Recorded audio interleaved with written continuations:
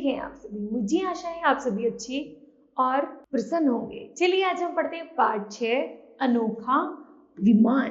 करते हैं इस पाठ की शुरुआत। शाल्व शिशुपाल का मित्र था। शिशुपाल को श्री कृष्ण ने मारा था।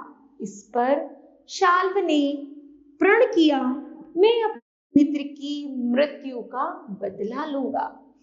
वरदान पाने के लिए शाल्व ने शिवजी की आराधना की, अर्थात पूजा की। भोजन और जल त्याग दिया। हर समय ध्यान करता रहता। शाल्व के संकल्प से शिवजी प्रसन्न हुए। उन्होंने शाल्व को दर्शन दिए। शाल्व ने इच्छा प्रकट की, मुझे एक अनोखा विमान दीजिए जिसे देवता, असुर, मनुष्य कोई भी ना तोड़ सके। जहां इच्छा हो वहां चला जाए।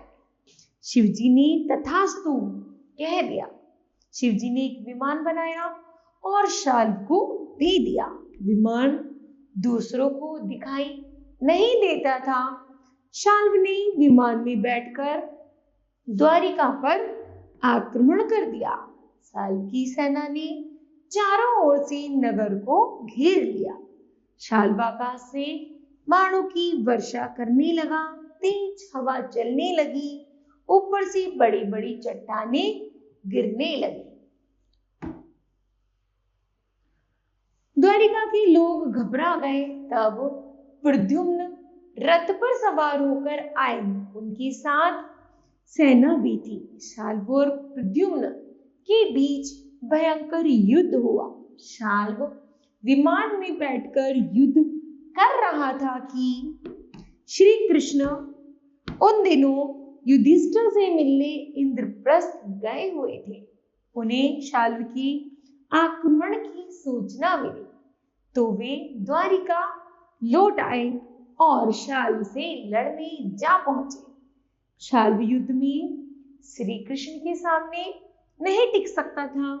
उसने युद्ध भूमि में माया से एक आदमी तैयार किया।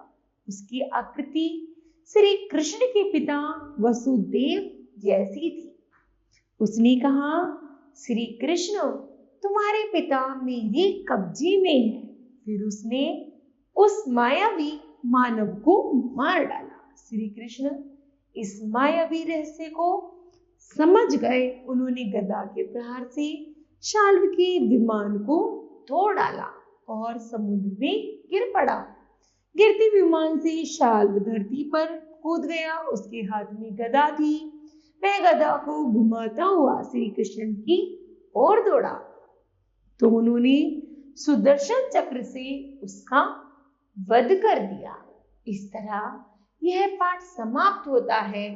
तो बच्चों बताओ आपको क्या शिक्षा मिलती है? हमें शिक्षा मिलती है कि हमें हमेशा बुराई पर अच्छाई की जीत होती है ना? क्योंकि शाल्व एक कैसा था? दुष्ट अत्याचारी था और श्री कृष्ण जी ने उसका वध कर दिया था अथवा उसको मार दिया था अथवा बुराई का नष्ट कर दिया था।